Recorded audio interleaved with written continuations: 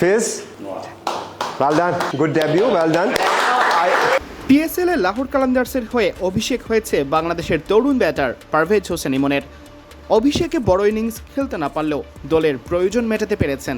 মুস্তাফিজুর রহমানও দীর্ঘদিন পর ফিরেছেন লাহোরের জার্সিতে।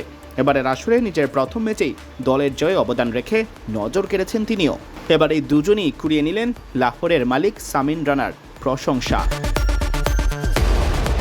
লাহোরের হয়ে অভিষেক ম্যাচে ইমন 13 বলে করেন 14 রান, যেখানে ছিল একটি ছক্কাও। যদিও ইনিংসটি বড় হয়নি, তবে ম্যাচের কঠিন সময়ে তার ধৈর্যশীল ব্যাটিং ছিল দলের জন্য ভীষণ গুরুত্বপূর্ণ। প্রতিপক্ষ হায়দ্রাবাদ কিংসম্যান স্পিন আক্রমণে চাপ তৈরি করলে সেই পরিস্থিতি ভালোভাবেই সামাল দেন এই বাঁহাতি ব্যাটার। শেষ পর্যন্ত রিলি মেরেডিথের বলে ক্যাচ আউট হয়ে সাজ করে ফিরতে হয়।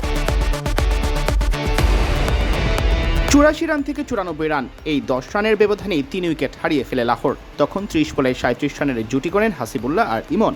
এই জুটির প্রশংসা করেছেন লাহোরের মালিক সামিন রানা। ইমনের এই দায়িত্বশীল ব্যাটিংয়ে সন্তুষ্টি প্রকাশ করে তিনি বলেন, ইমন, ভালো অভিষেক ছিল, ভালো করেছো।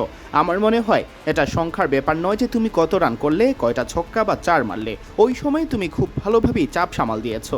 তখন জুটি করা দরকার ছিল। তুমি তোমার স্বাভাবিক ব্যাটিংয়ের বাইরে গিয়ে ধৈর্য ধরে খেলেছো, দলের জন্য খেলেছো, সেজন্য তোমাকে অনেক ধন্যবাদ।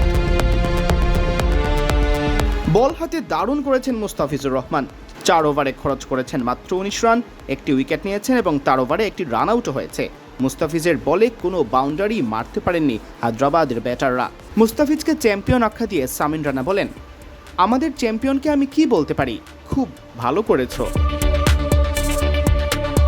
ম্যাচে লাহোর কালান্দার্স শেষ পর্যন্ত জয় তুলে নেয় 69 রানের বিশাল ব্যবধানে। দলের এই জয়ে ইমনের ছোট কিন্তু কার্যকর ইনিংসটিও গুরুত্বপূর্ণ একাদশ রেখেছে বলে মনে করছে দলের ম্যানেজমেন্ট।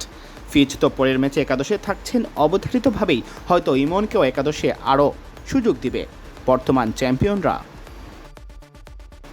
সিয়াম চৌধুরী, বিডি ক্রিক টাইম।